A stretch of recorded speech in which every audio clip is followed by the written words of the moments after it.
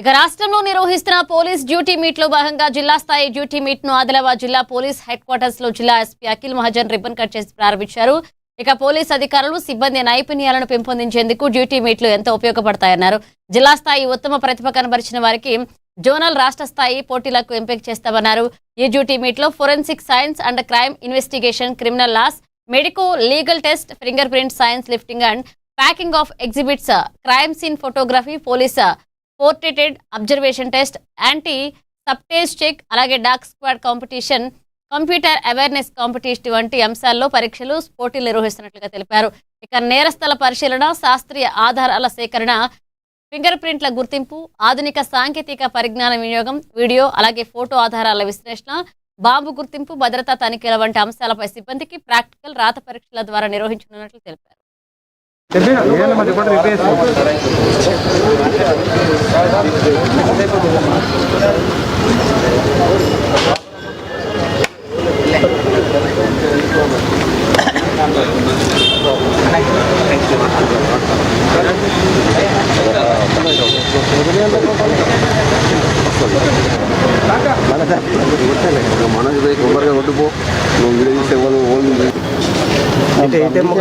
యూఐడిఎఫ్ ద్వారా ward number 47 పోలావర్ complex వద్ద TC రోడ్డుకి ఇనాగ్రేషన్ చేసుకోవడం జరిగింది.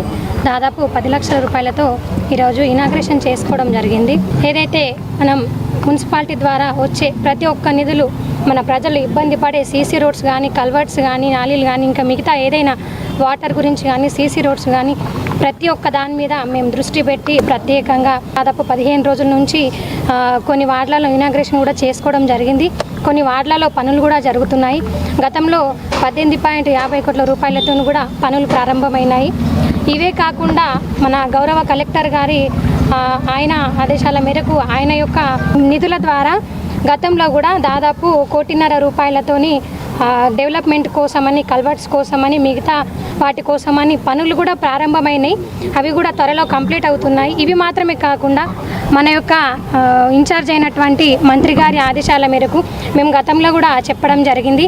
50 కోట్ల రూపాయలు కూడా టెండర్ దశలో ఉన్నాయి. ఇవి కాకుండా 100 కోట్లు కూడా సార్ సానుకూలంగా స్పందించారు.